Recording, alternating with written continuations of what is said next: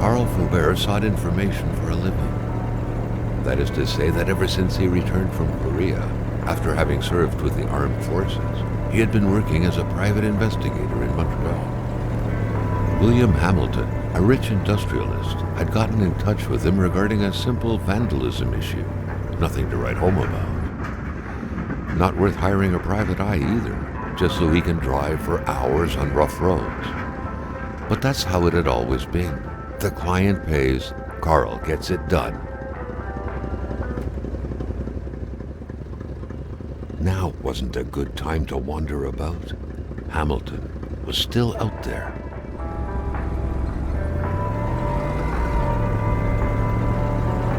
They had set up to meet at the general store, his client's business. Well, actually, the entire village had William Hamilton's name written all over it.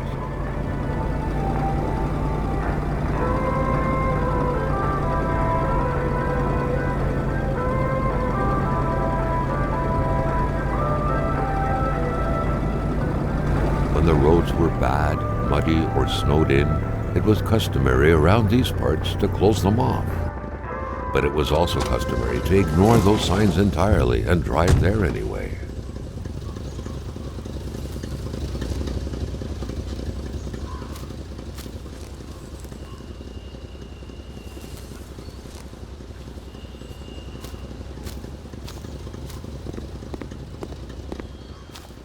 Carl was meeting his client in a store near this area. He was on the right track. Hamilton never mentioned a road-blocking barrier. Why was it needed here in the back of Beyond? That would, however, be a mystery for another day. Carl had waited long enough for someone to come and raise it.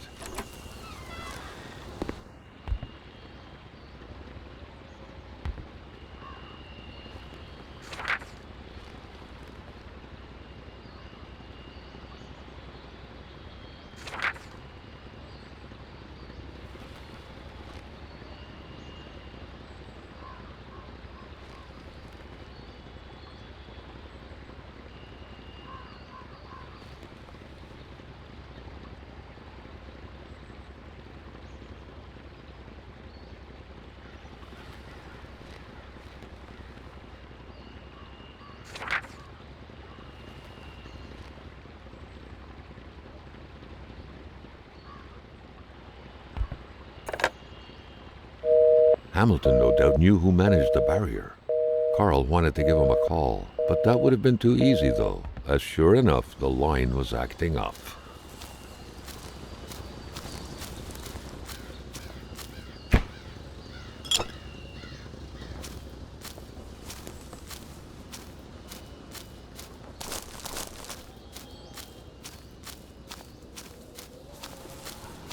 Never in his life had Carl thought he would one day drive further north than Chibougamau.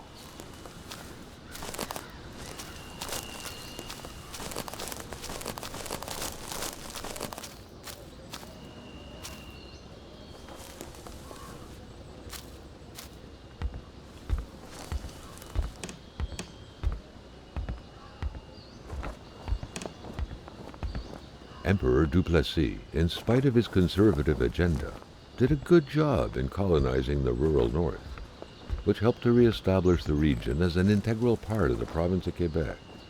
The blue fleur-de-lis could be seen fluttering in the wind here and there, taunting the red Canadian flags on the other side of the province's boundaries.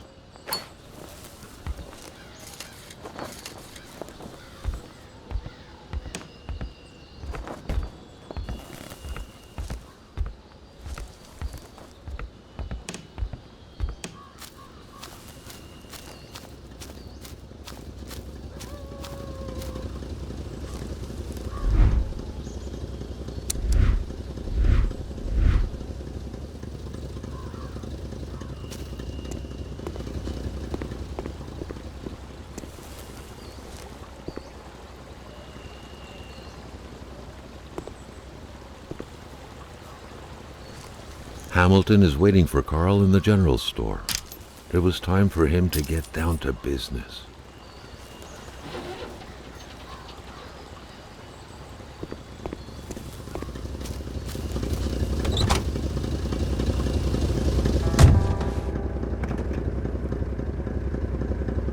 William Hamilton enjoyed a lavish country house built in the very heart of the northern forests, not too far from here.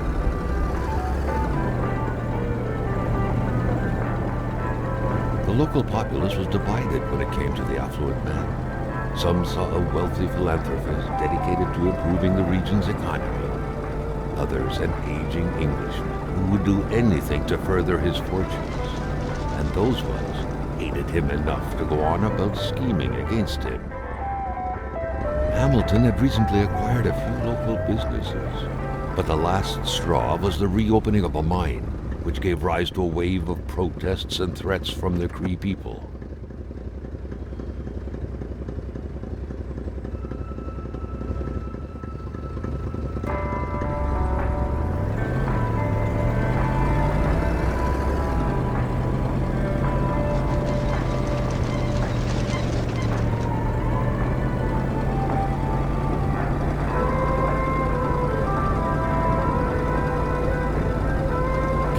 Circumstances, Carl reckoned that a good number of people must be feeling compelled to oppose Hamilton in one way or another.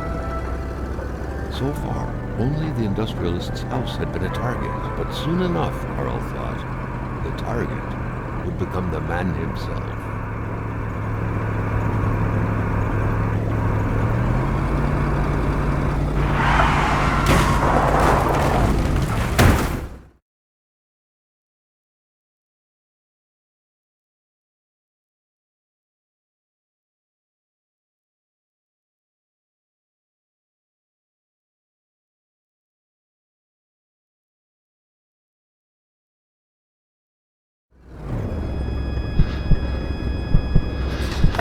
Carl needed to get out of there. The cold and the pain required urgent care.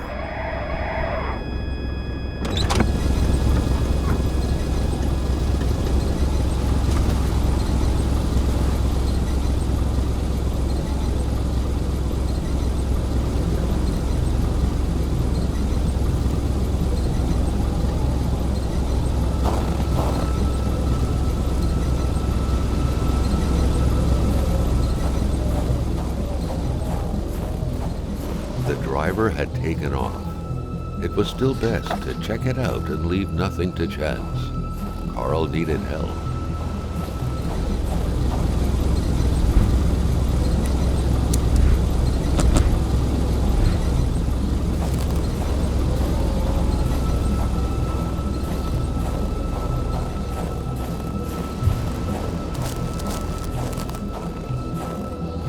Complaining was not in Carl's nature. It would take more than light injuries to interrupt his investigation.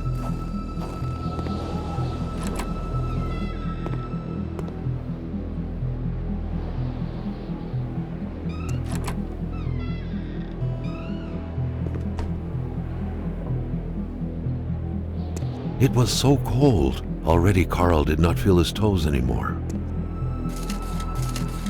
Even better than he had hoped. Carl Faubert had succeeded once more, and was now on his way to new adventures.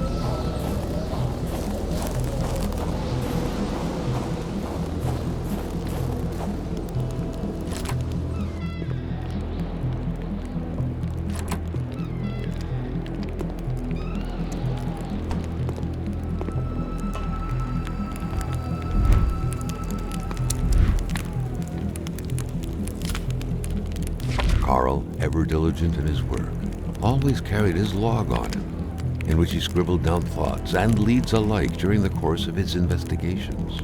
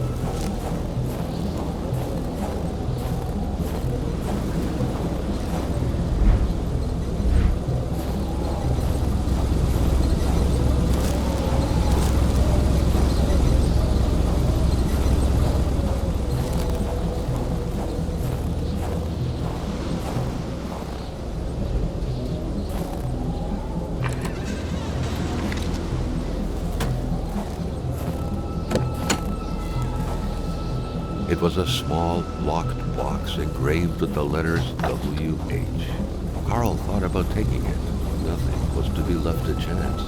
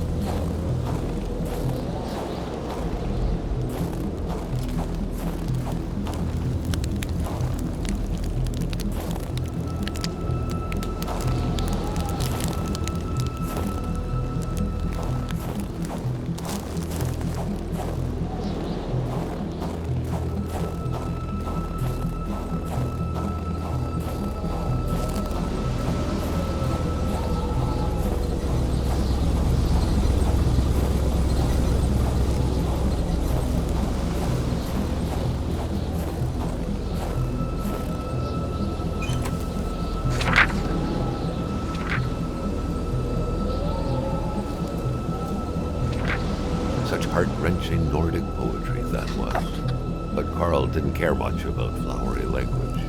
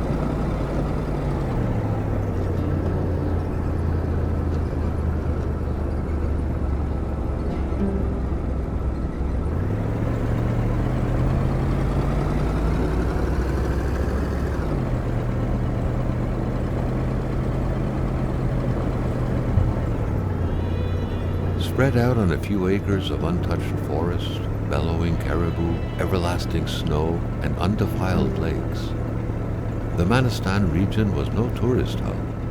It was said to have been populated for millennia by Cree people, and ever since the industrial era, by the metal mining industry.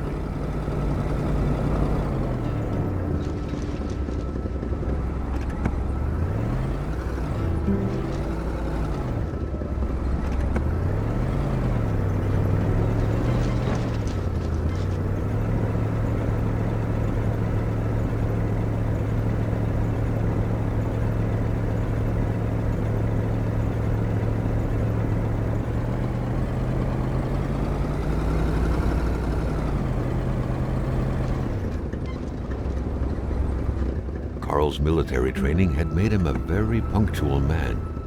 Being late to his meeting with Hamilton was out of the question.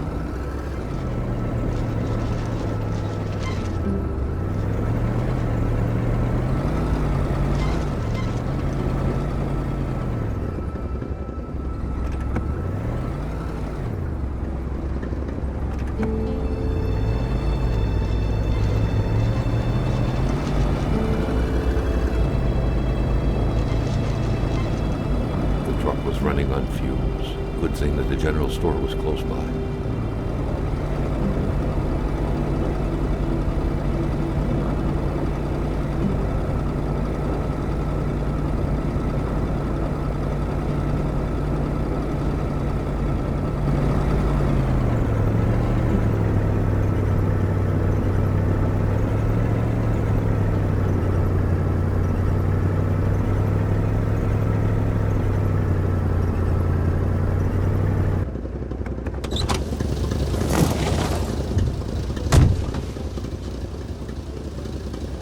Wouldn't surrender their divine nectar so easily. In all likelihood, they had to be switched on from inside the store. A milkman had to drive by every week to fill the bottles. The fresh milk indicated a recent visit. Something fell to the bottom of the box.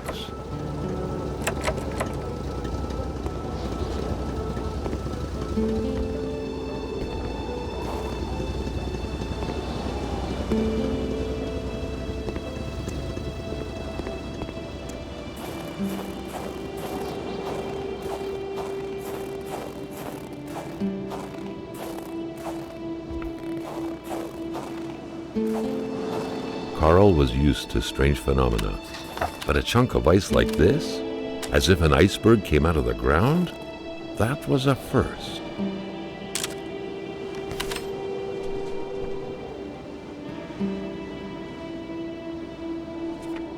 Prince? Carl found a surprise at every turn. Was the camera faulty, or was it a possible lead?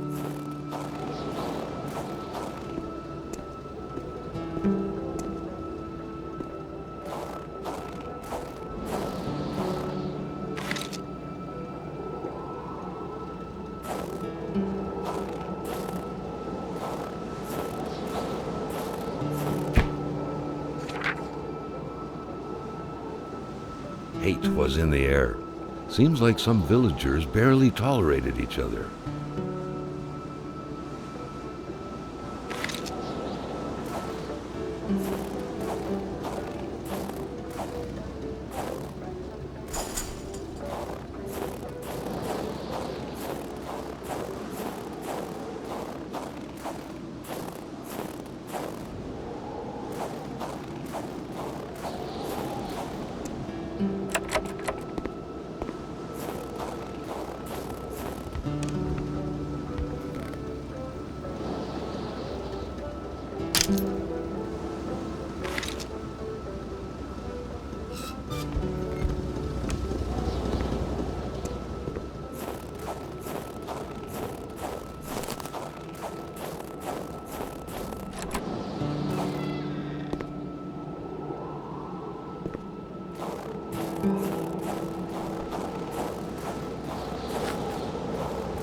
It was so cold. Already Carl did not feel his toes anymore.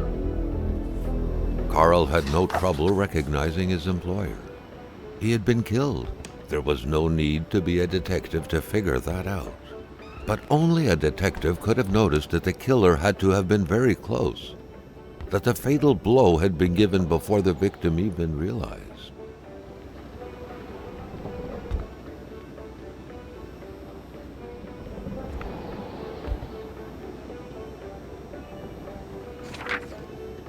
What could be inside that envelope? Carl was taken aback. He knew this address. It was said to be the address of the P.O. box for the Canadian Secret Service.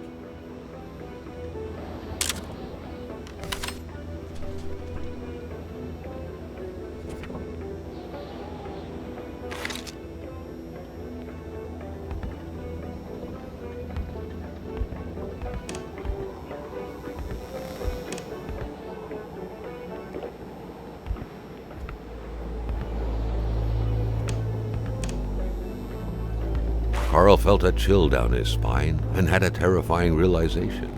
If Hamilton was dead, then who was going to pay him?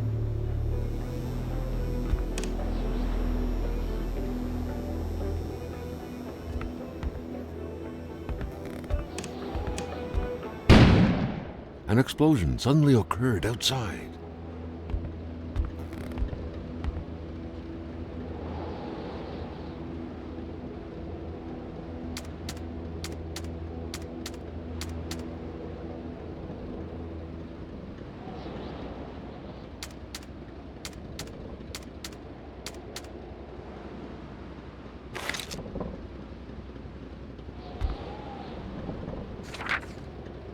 Carl knew that Gilles Lachance was in charge of the general store.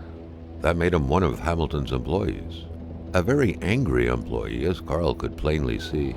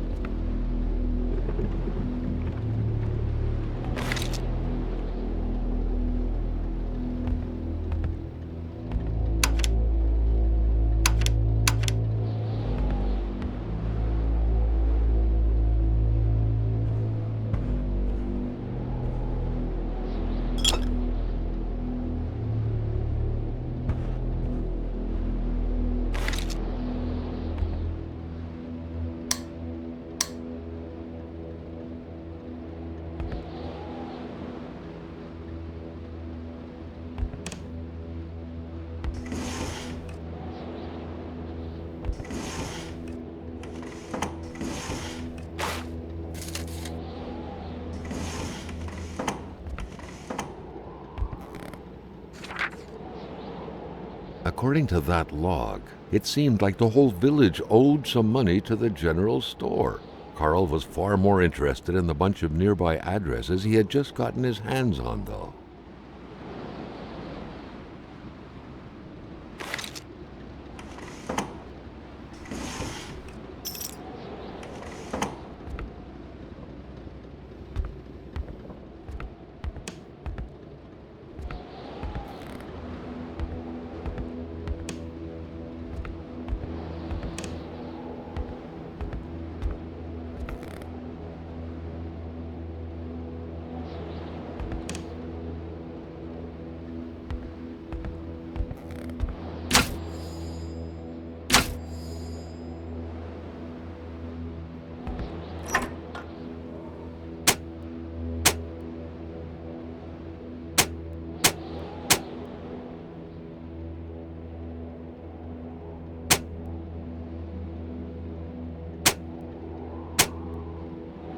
The note explained that the garage and the store couldn't be supplied with electricity at the same time.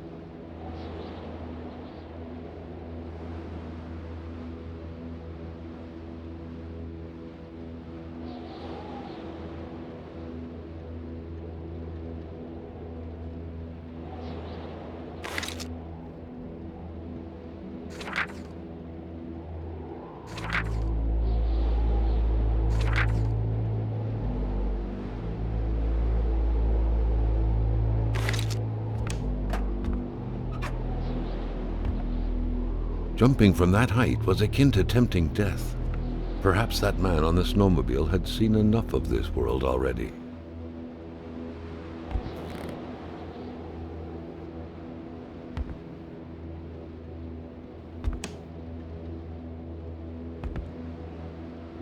A nice picture of the Magasin Lachance store, seemingly taken the day it was first opened. It feels frozen in time, from an era long forgotten.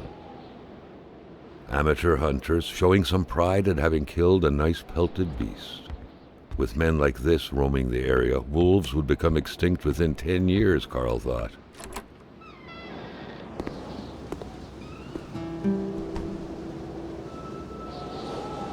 Carl was no electrician, but he could identify a wiring problem when he saw one.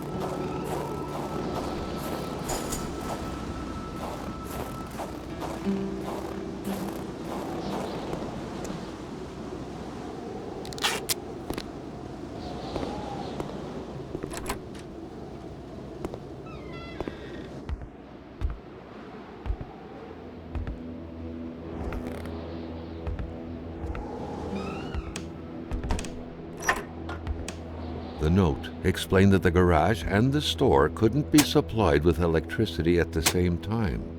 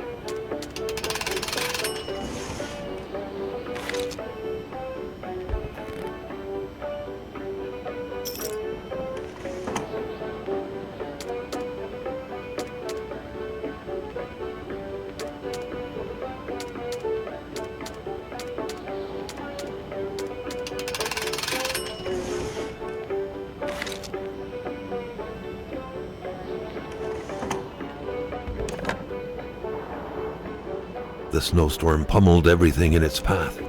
Carl was not surprised when he heard no tone.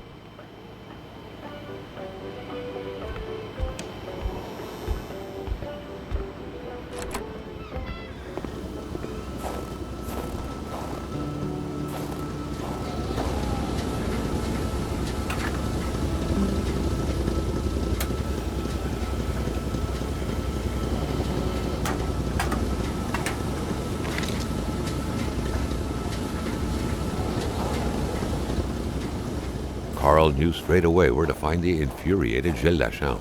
Any good investigation would have to start there.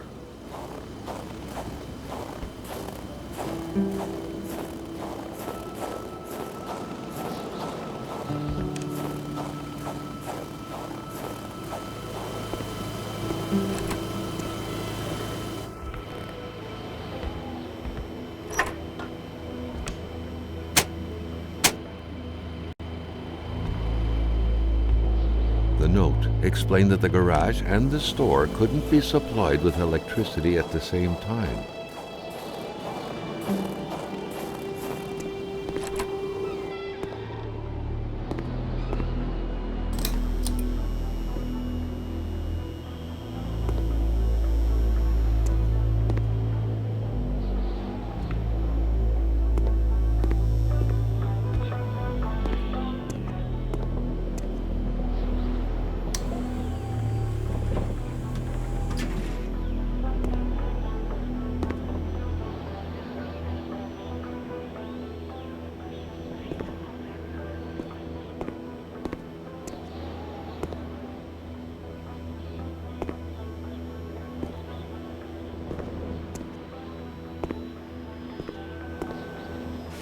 At long last, the crowbar was within Carl's grasp. Surely it would come in handy at some point.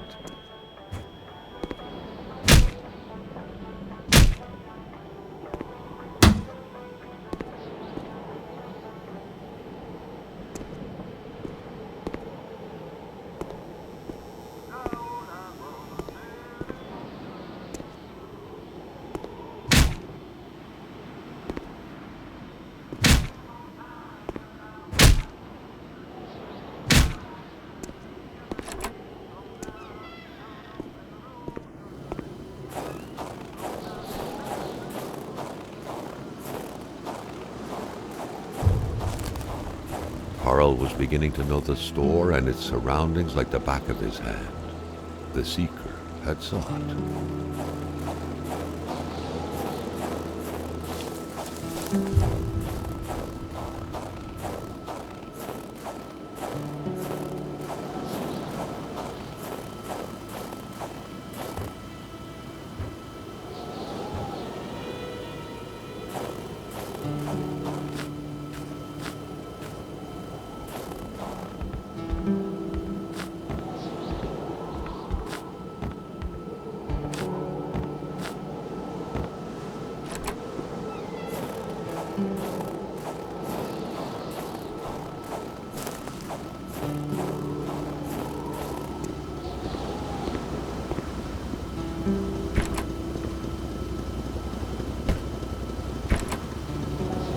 The murder weapon. What was that doing there, Carl wondered. Hamilton must have been determined to keep some information secret to post this key. Shame he got unlucky. Everything made sense now. Poor Hamilton's denunciation was interrupted, and he figured it would be best to lock everything up and send the key to his correspondent, who would receive the box later on. Clever, but not enough. That's what happens to ordinary people playing spy.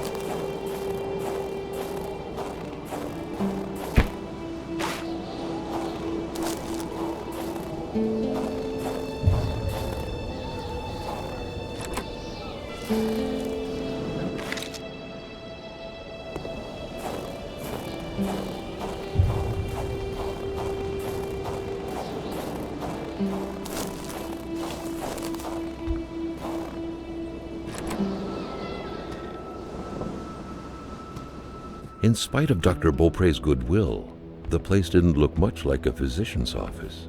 It could easily be mistaken for a sewing shop.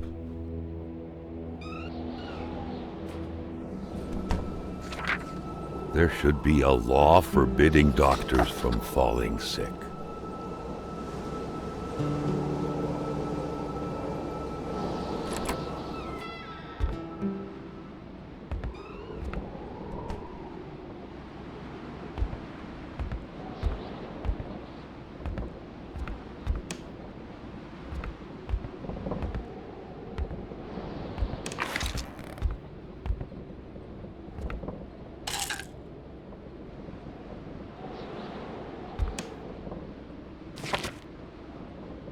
A communist manifesto. Only a few years ago, this type of allegiance meant prison time. And even at present, the Western world was very wary of the Soviet threat. Why would the doctor own such a book?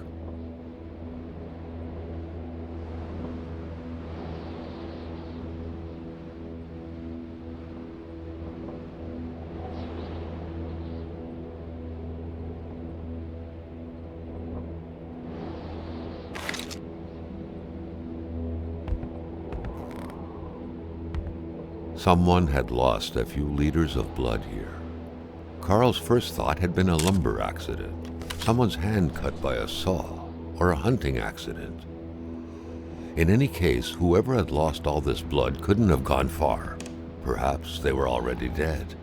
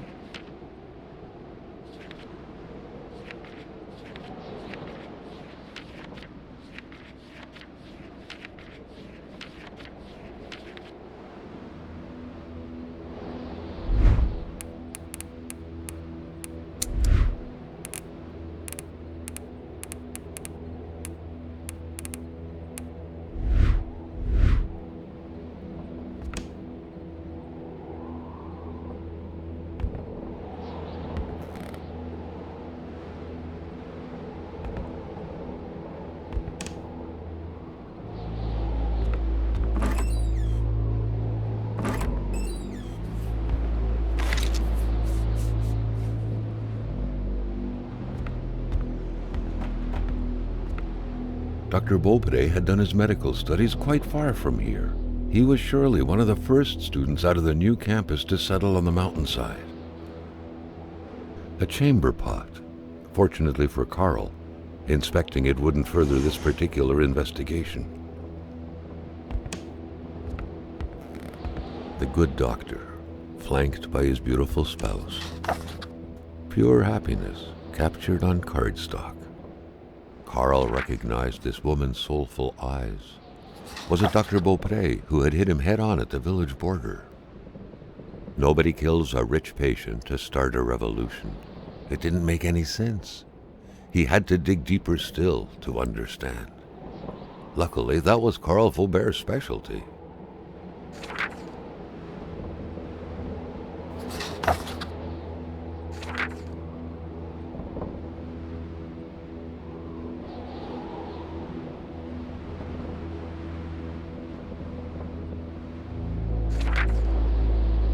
There was no doubt that the doctor and Hamilton knew each other very well.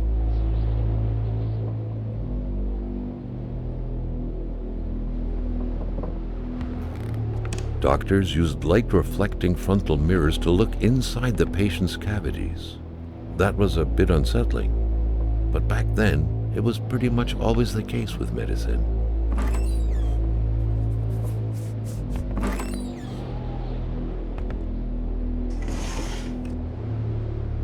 The injured could be recognized by the large stains of red, an informal nickname given to Merbromen, smudged all over their injuries.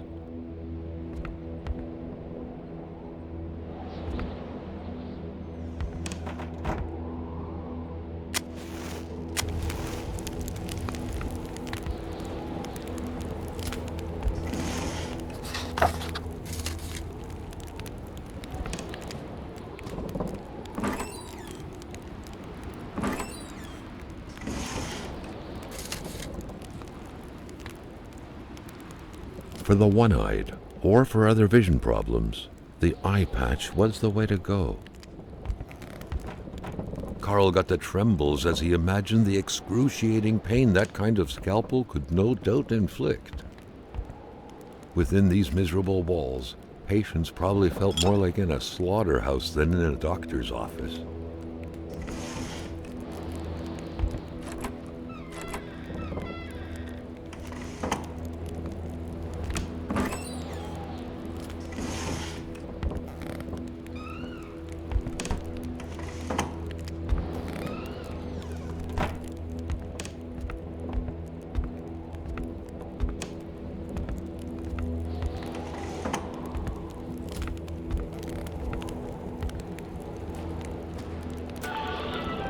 For the one-eyed, or for other vision problems, the eye patch was the way to go.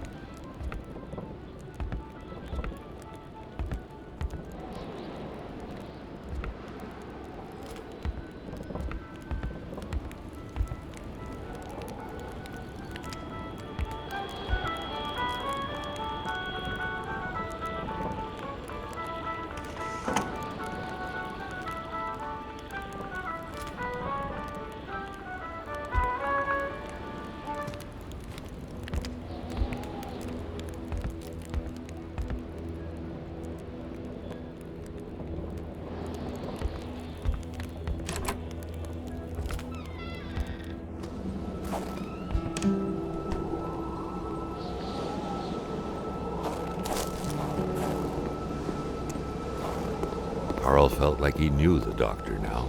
His belongings had spoken lengths about him. But what Carl had heard worried him.